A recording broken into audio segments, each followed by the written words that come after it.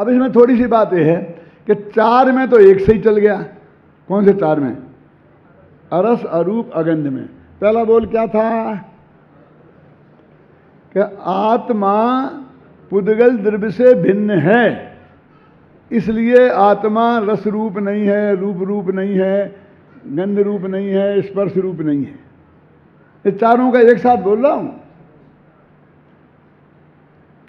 आत्मा पुद्गल द्रव्य के गुणों से भी भिन्न है, इसलिए आत्मा रस गुण रूप नहीं है, रूप गुण रूप नहीं है, गंध गुण रूप नहीं है, स्पर्श गुण रूप नहीं है। आत्मा पुद्गल द्रव्य का स्वामी नहीं है, और चूंकि द्रव्य इंद्रियां पुद्गल द्रव्य की बनी हुई हैं, इसलिए इंद्रियों के माध्यम से भी ना चखता है, ना देखता है, ना स्पर्श करता है, ना सूंघता है। इसलिए ये अरस है, अरूप है, अगंध है, स्पर्श है। ठीक है। और आत्मा क्षयोपशम इंद्रिय रूप भी नहीं है। दृष्टि बदलते जाना, वहां स्वभाव की दृष्टि और वहां परमार्थ से, ख्याल में है ना। ये इसलिए क्षयोपशम ज्ञान रूप भी नहीं है, इसलिए वो अरस है, अरूप है, अगंध है, स्पर्श है। फिर सबको एक साथ संवेदन करता है, किसी को स्पेशल नहीं करता। रूप को स्पेशल नहीं जानता, रस को स्पेशल नहीं जानता, सबको जानता है। इसलिए अरस है, अरूप है, अगंध है। और कि जानता तो है, जानने रूप तो परिणमित होता है, लेकिन उन रूप परिणमित नहीं होता है। तो इस तरह से उनने वो 6 बोल निपटा दिए। ज़्यादा नहीं है, बस थोड़ा सा करेक्शन करना पड़ेगा, क्योंकि ये पुद्गल की पर्याय है। बाकी तो 4 पुद्गल के गुण थे। तो पहले बोल में तो कोई फर्क नहीं है। दूसरे में जो कहा कि पुद्गल द्रव्य के गुणों से भिन्न, तो पुद्गल द्रव्य की पर्यायों से भिन्न है, इतना करना पड़ेगा, बस खत्म। और ज़्यादा कोई फर्क नहीं पड़ेगा। थोड़ा दिमाग लगाना पड़ेगा, लगाना जितना है। क्या करोगे और कहाँ लगाओगे? समझ गया ना। तो ये 5 बोल निबट रहे हैं। देखो,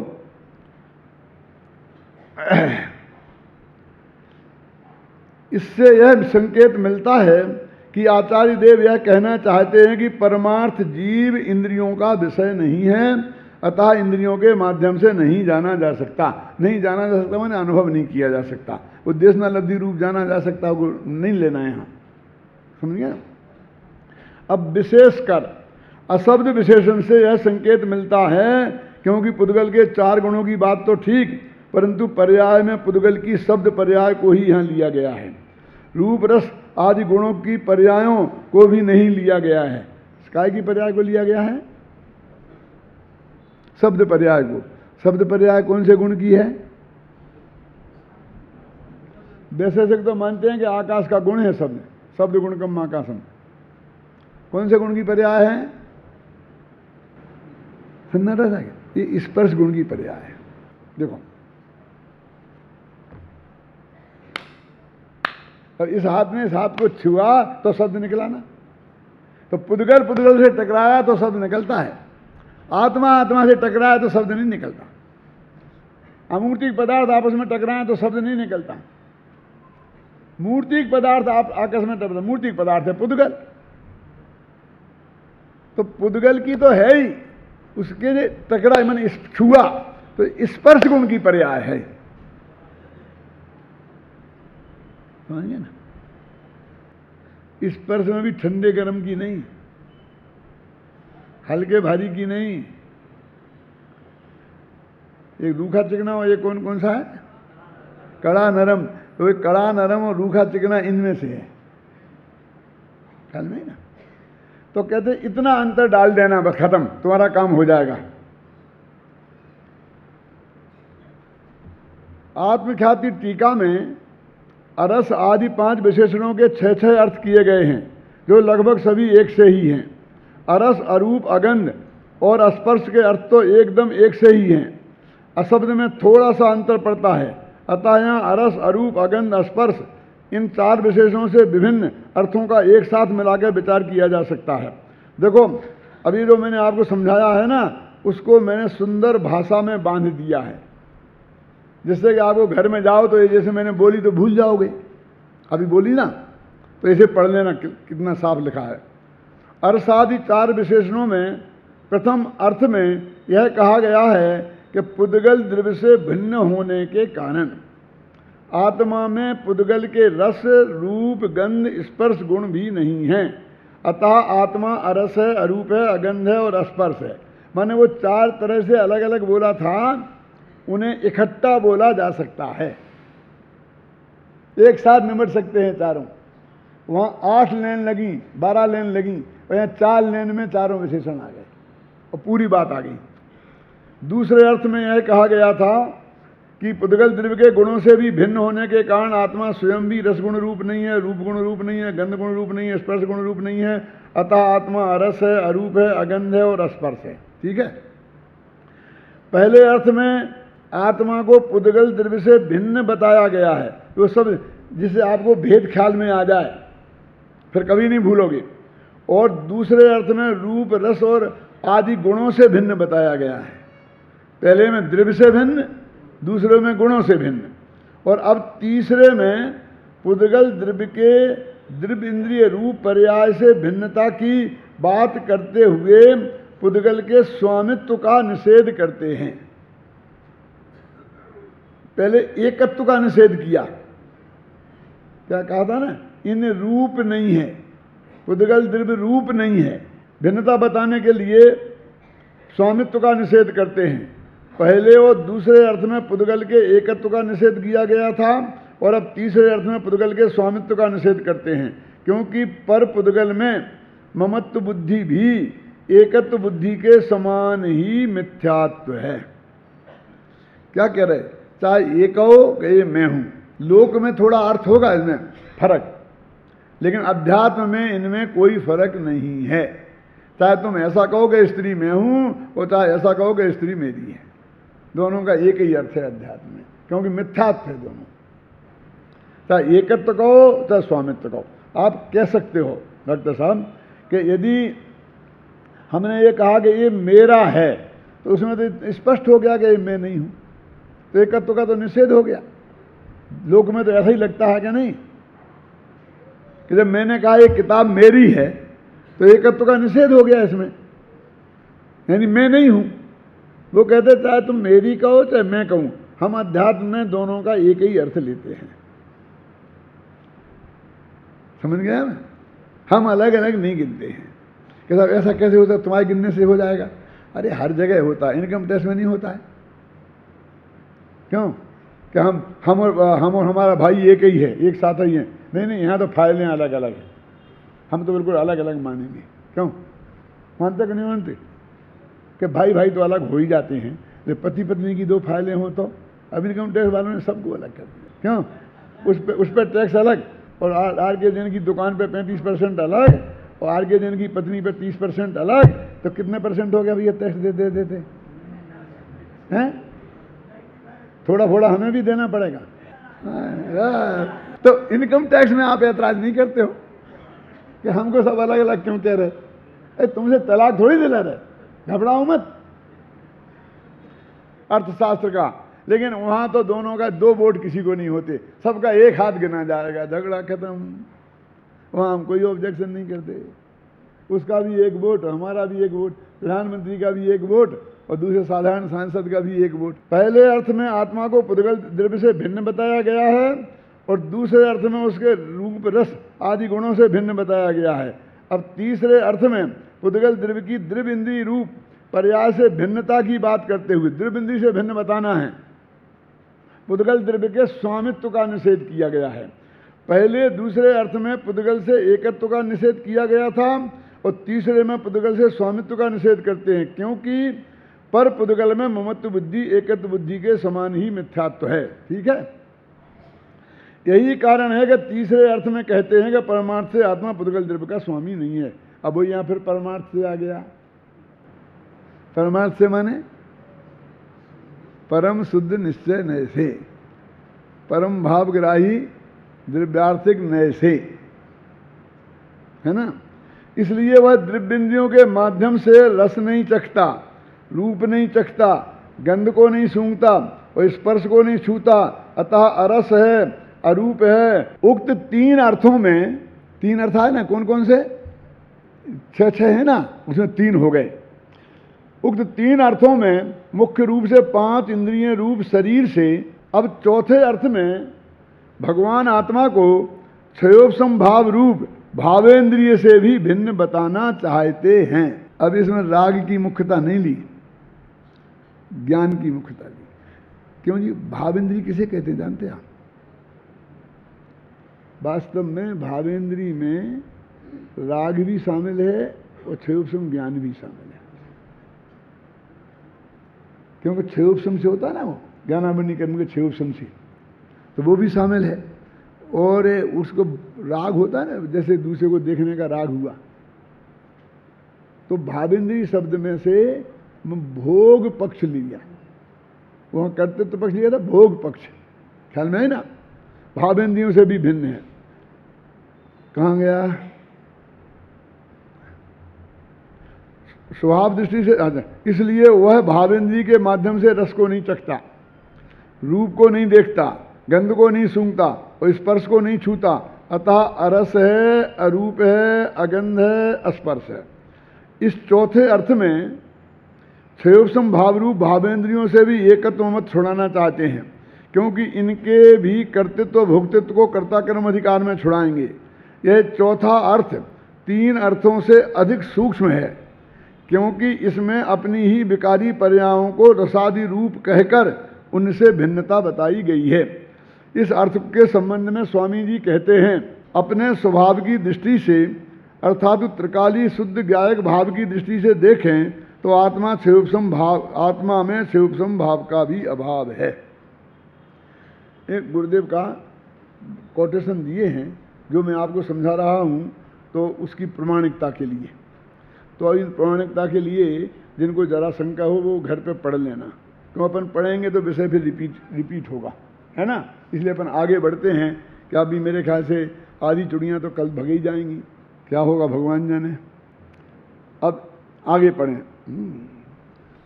इसी प्रकार देखो पेज नंबर 407, इस 5वें अर्थ में, अब 4 तो निपट गए ना, 5वें अर्थ में स्पष्ट किया गया है कि आत्मा अकेले रस को, अकेले रूप को, अकेली गंध को, अकेले स्पर्श को नहीं जानता, वह तो सबको जानता है, सभी को जानना उसका स्वभाव है, 5 इंद्रियों के विषयों को जानना उसका स्वभाव है।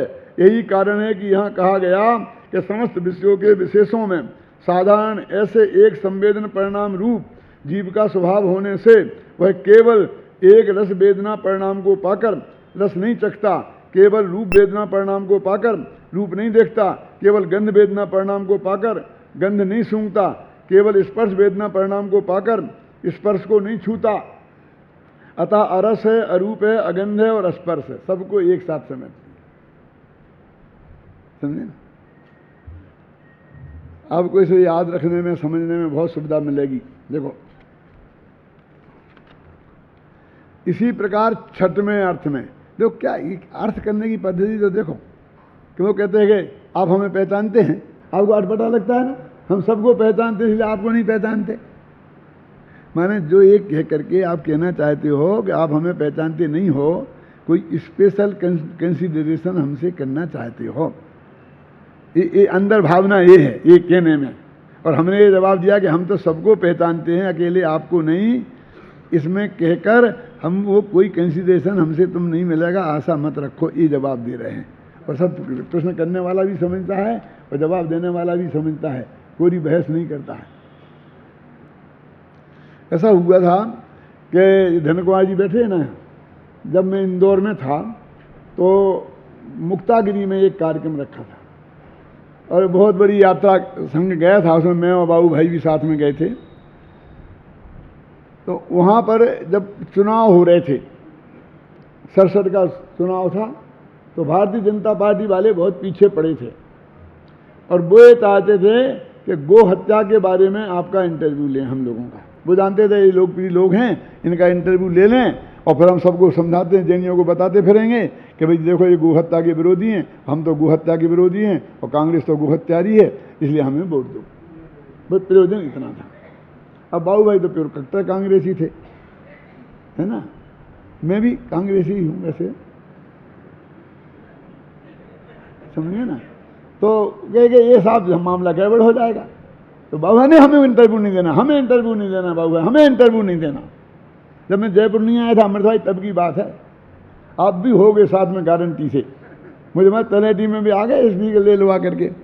जैन दर्शन तो गाय की हत्या नहीं होना चाहिए, बकरी की नहीं होना चाहिए, भेड़ की नहीं होना चाहिए, किसी की भी जीव मात्र की हत्या नहीं होना चाहिए, इस विचार का है। अकेली गाय की बात क्यों करते हो तुम? अहिंसक धर्म है, और मैंने पूरा 15 मिनट भाषण अहिंसा धर्म पर दे दिया, उनको तो मजा नहीं आया, क्योंकि वो जैसा वो कहलवाना चाहते थे वो तो बात आई नहीं।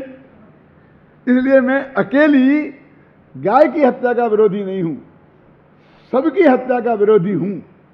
ये जो मैंने कहा ये जैसा ही था ना, ये 5वें बोल जैसा ही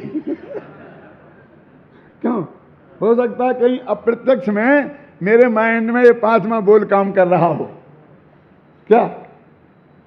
एक कैसे सूझी? अकेले आप गो हत्या की बात क्यों करते हैं? समझे ना, बैल की हत्या भी नहीं होनी चाहिए, समझे ना। जो हमारे राज्यपाल थे ना निर्मल चंद जी, हमारे रिलेटिव भी थे, अप्पा के नंदई थे सगे, तो वो वकील थे बहुत बड़े, तो वहाँ एक केस चला था मध्य प्रदेश में, तो उनने जीता था वो केस भारतीय जनता पार्टी के पक्ष में, भारतीय जनता पार्टी के नेता थे। तो क्या जीता था मालूम? कि 15 वर्ष की उम्र से कम बैलों को नहीं काटा जा सकता, जो खेती के या बैलगाड़ी के जोतने के काम में आ रही हो। और खूब वो हल्ला किया भारतीय जनता पार्टी ने, जीत गए जीत गए जीत गए जीत गए जीत गए। मैंने कहा क्या जीते हो आप? बैलों को नहीं मार सकते, ये कहां हुआ? ये तो काम के नहीं रहे, बैलों को मार सकते। जब तक वे जोतने के काम आए जोतो, और जब जोतने के काम के नहीं तो मार दो, यदि को हत्या कर लो। जब तक दूध दे मत खाओ, जब तक दूध पियो बेटा आराम से, क्यों? और जब बाद में क्या देना बंद कर दे तो मार के खा जाओ। कि साहब तो गाय की हत्या नहीं होना चाहिए ना, यहां पक्की बात है। हमने अपनी मां का दूध तो 4-6 महीने पिया होगा, भाग्य से हमें मिला था। अब हमारे नाती पोतों को मिलता है कि नहीं मिलता है मुझे ज्यादा पता नहीं है, वो तो बेचारे बोतल के दूध पे ही जिंदा रहते हैं, क्यों? तो हम सारी जिंदगी अपने मां के कर्जे को नहीं चुका पाते हैं, क्यों? तो जिस गाय का, जिस भैंस का, जिस बकरी का दूध हम सारी जिंदगी जीते हैं, पीते हैं, उस गो माता, वो माँ कहते हैं जिसे, उस माँ को साथ भी हमारा ये न्याय होना चाहिए। कुछ हमारी ड्यूटी बनती है कि नहीं बनती है उसकी रक्षा करने के भाव?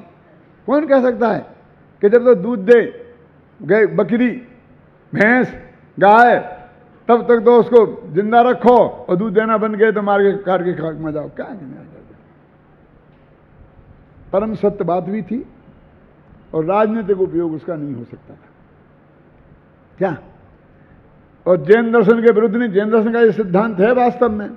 तो ये 5वां बोल ये बताता है, और 6वां बोल उससे भी गजब का है। वो क्या कहता है कि भैया उसके जानने रूप से तो परिणमता है। देखो यहाँ पर प्रकाशक बनने का निषेध नहीं किया, क्यों उत्तम चंद जी? दृढ़ता से स्थापना की, लेकिन उन रूप नहीं परिणमता, रस रूप नहीं परिणमता, गंध रूप नहीं परिणमता, रूप रूप नहीं परिणमता, स्पर्श रूप नहीं परिणमता, शब्द रूप नहीं परिणमता, इसलिए वो अरस है, अरूप है, अगंध है, अस्पर्श है। तो इस तरह 5 बोल निबट गए, और अब आएगा 6 के 5 6 के 30 निबट गए। अब कोई जरा भी बुद्धि लगाई होगी तो उसे याद हो गए होंगे, हाँ समझ गए ना। और यदि आपको भरोसा नहीं हो तो मैं अपने 10-5 विद्यार्थियों को खड़ा करके सुनवा दूंगा, आपको तो मैं नहीं खड़ा कर सकता है। 49वीं गाथा की चर्चा चल रही है, जिसमें अपन ने अरस, अरूप, अगंध, स्पर्श और अशब्द, इन 5 बोलों का अर्थ समझा, और एक एक का अर्थ 6-6 प्रकार से किया, इस तरह 30 बोल हो गए, इनकी चर्चा की है। अब इसके बाद में अनिर्दिष्ट संस्थान, अव्यक्त, अलिंग ग्रहण, चेतना गुण से समृद्ध है, इन विशेषणों की चर्चा भी मैं समझता हूँ कि ये 14 तारीख तक जो अपन ने कार्यक्रम रखा है इसमें हो जाएगी। और हम समय सार को शुरू से अंत तक चला रहे हैं, तो फिर अब अगला शिविर आएगा, उसमें 50 गाथा उसके आगे की चीज़ चलेगी। उसको या तो आप घर बैठे सुन सकते हैं इंटरनेट पे, या फिर कैसेट के माध्यम से ही सुनना पड़ेगा। तो अभी इसका समापन मैं आज करना चाहता हूँ इन 5 बोलों का, और एक एक के 6 बोल लगभग सभी एक से हैं। तो इनमें शुरू के जो 2 बोल हैं, एक है पुद्गल द्रव्य से भिन्न और पुद्गल द्रव्य के गुणों से भिन्न, जीव की बात है। तो इसमें स्पष्ट रूप से जो पर पुद्गल है, पुद्गल द्रव्य है, उससे भिन्नता की सिद्धि की है, उससे भेद विज्ञान कराया गया है। और ये इसका सर्वाधिक महत्व है। यही कारण है कि जो ये कहा जाता है कि देह जुदा आत्म जुदा यही तत्व को सार, और बाकी जो कछु और है या ही को विस्तार। ये मत समझ लेना कि किसी हिंदी कवि का दोहा है। ये मूल में आचार्य का छंद है और उसका बिल्कुल पद्यानुवाद है। जो मैंने अपने किताबों में लिखा है, तो मूल कहाँ का है, क्या है, उसको भी कोट किया है। इस वक्त मेरे को ध्यान में नहीं आ रहा है। इष्टोपदेश में ऐसा छंद है जो हमारे विद्यार्थियों को याद है ना, उसका बिल्कुल अक्षर सा अनुवाद है। इसमें नमक मिर्च भी मेरा नहीं है। कहने का अर्थ यह है कि ये जो देह जुदा और आत्म जुदा, और देह से भेद विज्ञान हो गया तो हो गया काम।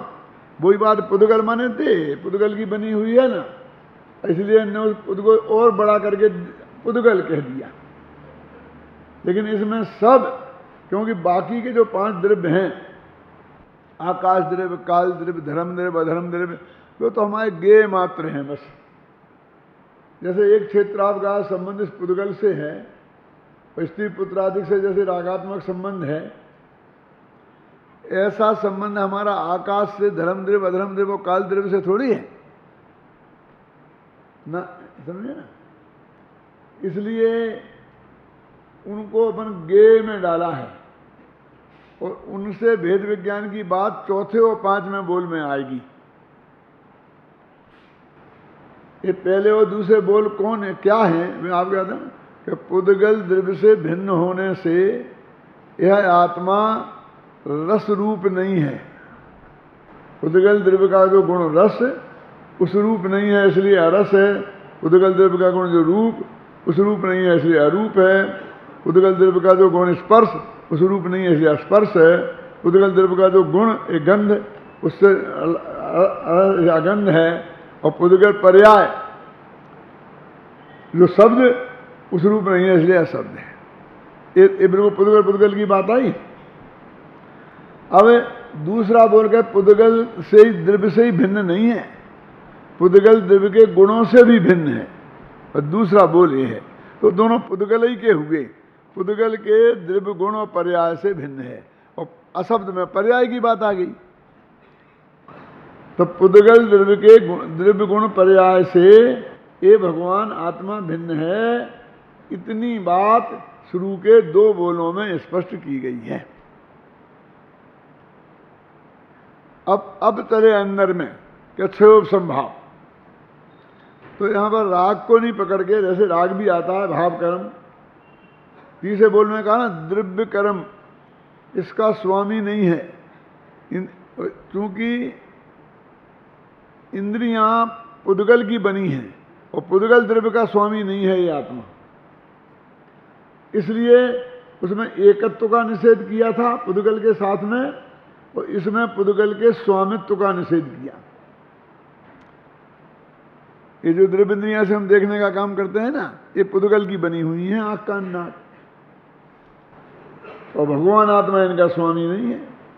स्वामी नहीं है कि भगवान आत्मा की आज्ञा में नहीं है। भगवान आत्मा कहेगा तुम आत्मा को देखो, तो कहता मैं नहीं देख सकती, बस मुझसे दिखवाना हो तो पुद्गल के दिल देखने में निमित्त को आ सकती हूं, मैं आत्मा के काम नहीं आऊंगी। तो कहां इसमें आत्मा की आज्ञा चली? वास्तव में तो 5 इंद्रियों के विषय कि हम लोलपी हैं, तो इंद्रियों की पूर्ति, विषय की पूर्ति में वो जो इंद्रियां चाहती हैं वही हम करते हैं, वो हमारा स्वामी है। लेकिन यहाँ ये नहीं बताना चाहते हैं कि तुम्हारा उसके साथ स्वस्वामी संबंध है ही नहीं, ना वो तुम्हारा है ना तुम उनके। फिर क्षयोपम ज्ञान लेके भावेंद्री लिया, ख्याल में है ना। तो इसे क्षयोपम ज्ञान की मुख्यता है। तो ये कहते क्षयोपम ज्ञान रूप भी तुम नहीं हो। ये चौथे बोल में किया। अब लेकिन चौथे बोल में भावेंद्री को लिया, द्रव्येंद्री और भावेंद्री। तीसरे और चौथे बोल में द्रव्येंद्री और भावेंद्री इस रूप से लिया। अब 5वां और 6वां बोल है जो मार्मिक है, वो सिर्फ ज्ञाता ज्ञेय संबंध की दृष्टि से है कि तेरा पर के साथ ज्ञाता ज्ञेय संबंध भी नहीं है। क्योंकि एक संबंध किसी भी प्रकार का जुड़ है तो बस फिर वो सब प्रकार के ही संबंध जोड़ लेता है, ख्याल में ना। तो एक ही नहीं ऐसा, ये चंद्रमा ऐसे दिखा, अब चंद्रमा का तो कोई लेना देना मन नहीं है, इससे बिल्कुल अलग है? लेकिन चंदा को मामा बना लिया इसने, चंदा मामा आजा, मैंने उससे भी अपना संबंध रिश्तेदारी लगा ली, समझ गया ना। मैंने कोई भी गेय पदार्थ देखे, कमलनी जलहर बसे और चंदा बसे आकाश, और जाकी जिसमें भावना सोता ही के पास।